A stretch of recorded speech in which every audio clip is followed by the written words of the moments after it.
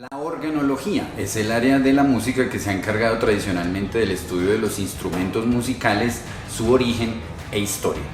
Inicialmente los idiófonos fueron los instrumentos más utilizados como las partes del cuerpo, maderas y demás que emitían su sonido por vibración de su propio material. Posteriormente los huesos huecos con columnas de aire por dentro conformaron los aerófonos, produciendo el sonido mediante la vibración de una columna de aire en su interior. Finalmente aparecieron los cordófonos, emitiendo su sonido por vibración de cuerdas y utilizando cajas de resonancia de madera para amplificar el sonido al interior de estas que era por vibración del aire contenido en las mismas. Estos métodos permitieron el desarrollo de los instrumentos musicales y de la música hasta bien entrado el siglo XIX. Fue entonces cuando durante la revolución industrial y con la llegada dentro de esta del estudio y conocimiento de la electricidad, las ondas eléctricas, las ondas magnéticas, el electromagnetismo, se dio un gran salto dentro de la música.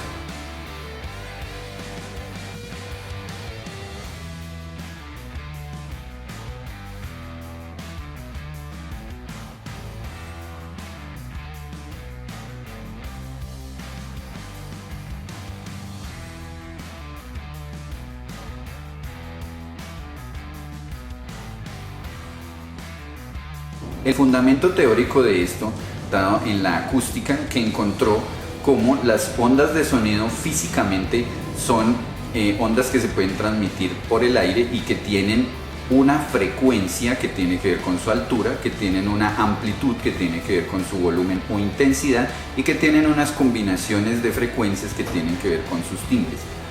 El descubrimiento de que estas, mediante membranas vibratorias, podían ser transferidas del aire a una corriente eléctrica y de la corriente eléctrica nuevamente al aire mediante otra membrana, es lo que ha permitido el procesamiento de las ondas de sonido por mecanismos eléctricos. Los debates son amplios y pueden ir desde los más conservadores y puristas hasta los más postmodernistas. Cualquiera diría que un órgano de tubos que tiene una llave eléctrica para accionar alguna de las pedaleras es un instrumento ya con un componente eléctrico, mientras que los más puristas dirán que seguirá siendo un aerófano que produce su sonido mediante la vibración de columnas de aire. Habrá otros que dirán que una computadora no es un instrumento musical y habrá los que digan que sí y que la mayoría de música que escuchamos hoy en día se hace mediante computador como un instrumento musical. Pero este debate lo dejaremos para después. El telarmonium o dinamófono en 1906 fue el primer instrumento catalogable como electrófono, originando y emitiendo su sonido mediante una fuente eléctrica que era obtenida por osciladores eléctricos y emitida por unos parlantes. Bobina, generalmente esto se hace cuando la onda a generar es del tipo senoidal. ¿Y qué debemos hacer para que la onda permanezca generándose a través del tiempo? Deberíamos pues inyectar la señal generada por el circuito tanque o de relajación a un amplificador, de cuya salida se retroalimentará de nuevo a la entrada. Esto es lo que funcionalmente hace un oscilador. Adelantado en su tiempo y no tuvo mayor éxito. Fue hasta 1924 cuando el científico ruso Lev Theremin diseñó su instrumento conocido como Theremin, un aparato bastante curioso que funciona con dos antenas y osciladores eléctricos y el cual emite sus sonidos y frecuencias de acuerdo con la distancia de las manos del intérprete respecto a las antenas. Entre más cerca, la intensidad de altura del sonido es más baja y entre más lejos, la intensidad de altura del sonido es más alta.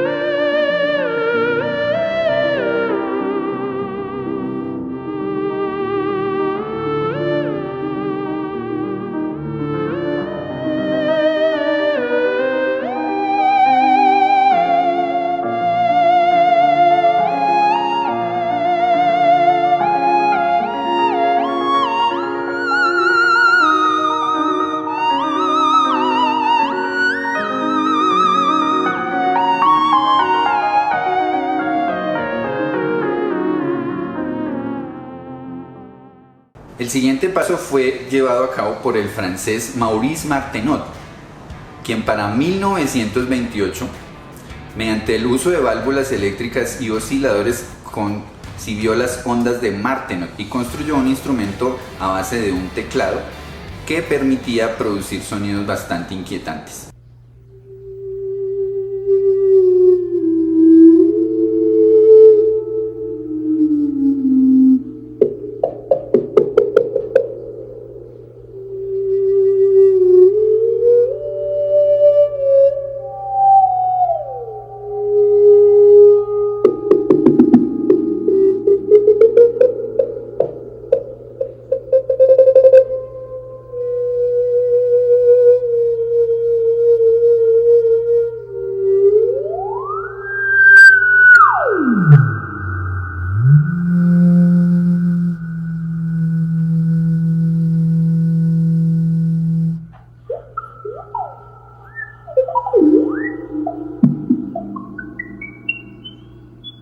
A continuación, en 1935, el norteamericano Lawrence Hammond intentó reemplazar los órganos de tubos de las iglesias por un órgano eléctrico, o dos teclados pegados, y un mecanismo eléctrico de bobinas fue lo que se conoció finalmente como el órgano de Hammond.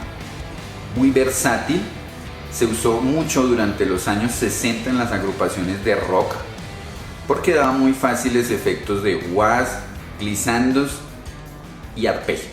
Observando la correlación entre los tonos musicales con determinadas frecuencias, es que diseña un oscilador electromecánico que consistía en una rueda del estilo engranaje donde los dientes pasan muy cerca de una bobina eléctrica. Cada vez que un diente pasa cerca de esta bobina, se sucede una perturbación en el campo electromagnético. Dicha perturbación es amplificada por un sistema audible y dará como resultado un tono musical, el cual dependerá tanto de los dientes de dicha rueda como así también su velocidad de giro.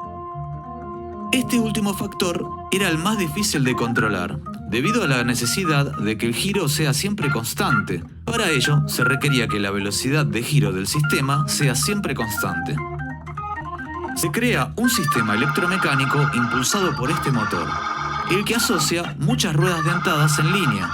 Dichas ruedas tonales, a su vez, están asociadas a sus correspondientes bobinas fonocaptoras, las cuales serán habilitadas al presionar una, otra o varias teclas del controlador, siendo este totalmente polifónico. Lawrence patenta su invento en 1934 y al año siguiente, en 1935, nace el órgano eléctrico Hammond. El órgano consta de dos teclados más una pedalera para tocar con los pies los sonidos más graves, así como también sus clásicas drawbars, lengüetas que agregan armónicos a la nota fundamental, modelando así el carácter del sonido. Hoy día, parte de su característico sonido vibrante se debe al denominado Leslie, que es un parlante giratorio, como vibratone, que más tarde pasaría a ser conocido como Leslie. El sistema hacía uso del efecto sonoro Doppler, el cual altera levemente la afinación si es que el sonido se acerca o se aleja, el mismo efecto que produce una bocina de un tren en movimiento. Este nuevo efecto sonoro 3D fue mejorado añadiendo un motor de 2 velocidades, dando así el carácter suave o agresivo al sonido. En la práctica, estos hacían la pareja perfecta, dando lugar a un sonido único que sería legendario y un clásico absoluto. En 1954 sale al mercado el mítico Hammond B3 y el resto es historia.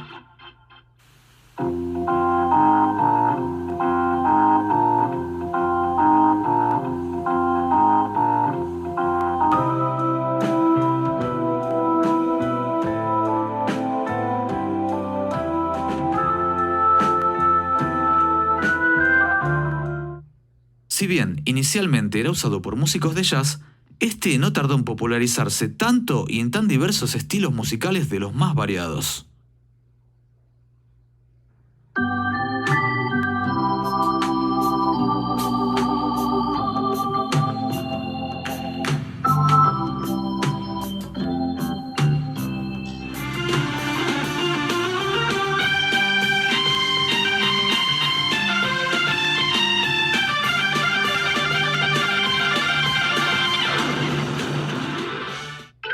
Pedazo de historia para este órgano, que es considerado por muchos como el rey de los instrumentos. Fue para 1959 cuando se presentó un gran salto tecnológico, con la construcción del primer sintetizador conocido como Mark I en la ciudad de New Jersey. Era una inmensa máquina que ocupaba toda una habitación con bobinas y osciladores eléctricos, pero que permitía la creación y manipulación de diferentes sonidos que no eran generados y producidos por los métodos tradicionales y que permitían la creación de música. También tenía muchos controles, osciladores, filtros y mezcladores. Si yo le pido aquí a mi altavoz que vibre su membrana 200 veces por segundo, suena así. Y 357 veces por segundo, así. Y 669, así. Y así suenan muchas otras frecuencias. Pero, si yo pongo 25 altavoces juntos y le pido a cada uno que emita una de estas frecuencias, lo que suena es esto. Suena como una campana, pero lo hemos creado sumando estos sonidos. Hemos construido el sonido de una campana de manera totalmente artificial a partir de sonidos más simples. Hemos sintetizado. Este es el origen de los sintetizadores, el instrumento que revolucionó la música en la segunda mitad del siglo XX. Mucha gente piensa que cuando un instrumento genera una nota musical, está haciendo vibrar el aire a un ritmo muy concreto, a una frecuencia muy específica. Está emitiendo una onda como la que solemos ver en los dibujos, ondulada y perfecta, una forma que los físicos solemos llamar sinusoidal. Muy bien, pues esto no es cierto. Si pudieras ver cómo es esta vibración, esta onda, te darías cuenta que tiene una forma muy rara, mucho más compleja que una simple ondulación. En realidad, lo que ocurre es que el instrumento está emitiendo muchas de estas ondas perfectamente onduladas, solo que al mismo tiempo, mezclándolas. Este combinado de sonido tiene una estructura. La onda más grave de todas es la que da nombre a la nota, se llama la frecuencia fundamental. Y el resto de ondas están subordinadas a ella, tienen una frecuencia que depende de la primera. Cada una vibra con el doble, el triple o el cuádruple de rapidez respecto a la fundamental. Estos son sus armónicos. Ejemplo, si la fundamental vibra 100 veces por segundo, sus armónicos serán el que vibra 200 veces por segundo, 300 veces por segundo, 400 veces por segundo, 500 veces por segundo, etc. Todos juntos suenan estupendamente. ¡Armonía! La magia está en que cada instrumento activa de manera distinta cada uno de los armónicos de una nota.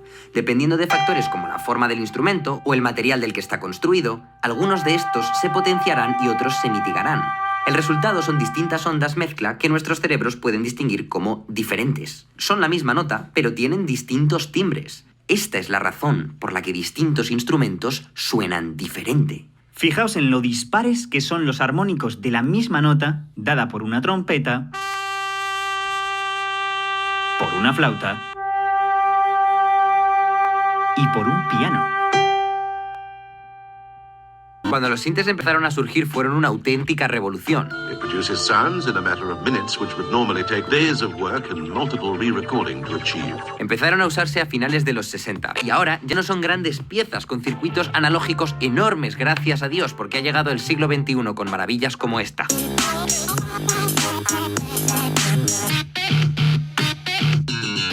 Con un sinte yo puedo mandar a la membrana de un altavoz la orden precisa que yo le diga. Como por ejemplo, hazme una onda de diente de sierra, hazme una onda cuadrada, hazme una onda triangular, hazme una onda senoidal. Y el sinte me la hace. Y dependiendo de qué tecla del piano pulse, pues me sacará una nota más grave o más aguda. Ahora, una vez elegido la onda, la puedo empezar a manipular de 1000 maneras. Cada una de estas ondas tiene un sonido característico, y si estás acostumbrado a trabajar con sintes, pues ya sabes cómo suena una onda triangular, una onda cuadrada, una onda senoidal, y eso es porque igual que podíamos construir el sonido de la campana a base de sumar armónicos, es decir, ondas de seno, estas ondas también las podemos construir sumando armónicos en distintas proporciones. Por ejemplo, si cojo ondas de seno de 100 Hz, 300 Hz, 500 Hz, 700, 900, etc., en la proporción correcta, y las hago sonar todas a la vez, obtendría una onda cuadrada. Y si cojo estas mismas ondas en otra proporción, obtendría una onda triangular. Y si cojo otras ondas de seno en otras proporciones, obtendría una onda de diente de sierra. Pero ahora podría coger una de estas ondas, formada por la suma de senos, y ponerle filtros, que atenuaran o que cambiaran las proporciones de algunos de sus componentes. Por ejemplo, elijamos la onda de diente de sierra, que es la que suena así.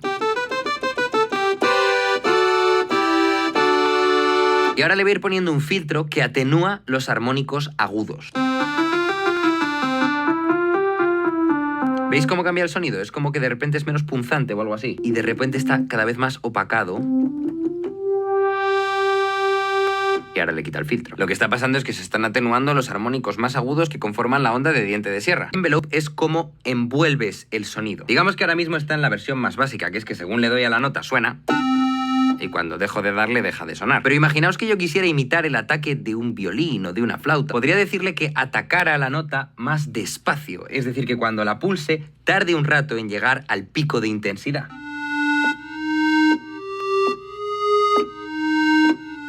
O imaginaos que quiero imitar el pedal de un piano, que cuando suelto la nota todavía sigue sonando. Entonces tendría que aumentar el release.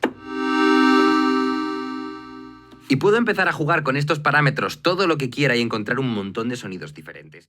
En la actualidad, prácticamente toda la música que escuchamos tiene algún tipo de tratamiento eléctrico.